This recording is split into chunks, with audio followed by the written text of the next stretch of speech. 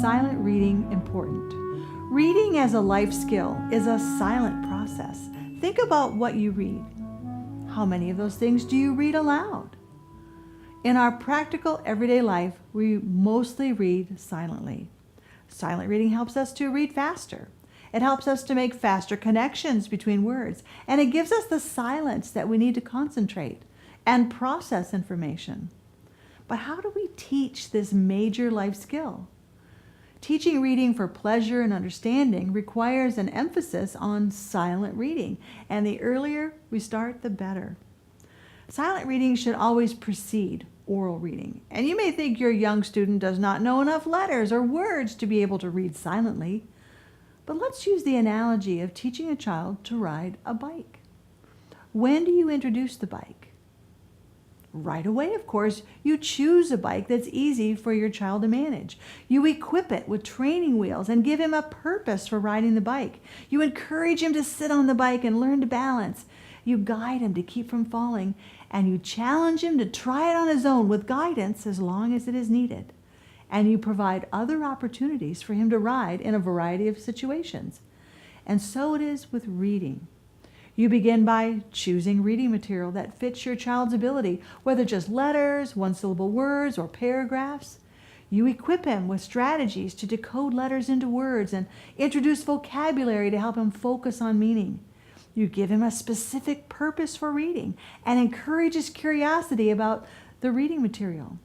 You guide the discussion with good questions to build his comprehension, and you challenge him to read silently on his own, but stay nearby to answer questions. And you provide other opportunities for him to read a variety of genres. We are intentional every step of the way so that he can learn to read well. But why is it so hard for us to allow our students to read silently? You can't see what's happening in the brain. Does he really understand? Reading silently is taking in words without saying them aloud, but letting him build a world in his mind. When your student reads silently, he forms mental pictures about the topic being read and discussed. It also allows him to practice it in his mind before reading it out loud. Think of it as pre-reading.